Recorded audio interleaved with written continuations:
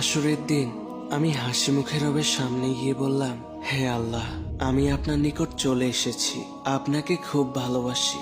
আমার রব বললেন, কি নিয়ে এসেছো তুমি? তখনই হঠাৎ আমার ডান পাশ থেকে ডান হাতটা কথা বলে উঠল, হে আল্লাহ, সে আমাকে দিয়ে জেনা করিয়েছে, রিয়া করিয়েছে। বাঁ পাশ থেকে বা হাতটাও বলে দিল, আমারও রক্ষা হয়নি ইয়া আল্লাহ, আমাকে দিয়েও সব গুনাহ করিয়েছে। আমার হৃদয়টা ঠিক দুমড়ে মুচড়ে যাচ্ছে। এ আমি কি করেছি? আমার ঠোঁটও পিছিয়ে পড়ল না। সেও অনবরত বলেই চলল যত হারাম রিয়ার কথা তাকে দিয়ে জোর করে করানো হয়েছে। চোখটাও কোনো অপেক্ষা না করেই প্রকাশ করে দিল জানা অজানা সব গোপন ও প্রকাশ্য কথা। সে যে আর কিছুই বাদ রাখলো না। মাথা নিচু আমার, অনবরত অশ্রু ঝরছে।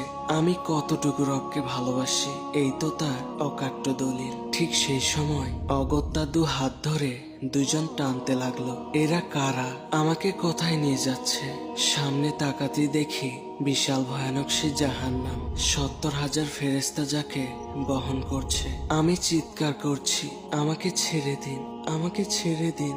ইয়া আল্লাহ, আমি সত্যি আপনাকে ভালোবাসি, আমাকে আপনার নিকট থেকে দূরে সরে দেবেন না। আমার দিকে একটাবারও তাকালেন না তিনি, শুধু বললেন, তোমার ভালোবাসা মানসিক ছিল, আন্তরিক নয়। কথাটায় চমকে ঘুম ভেঙে যায় আমার।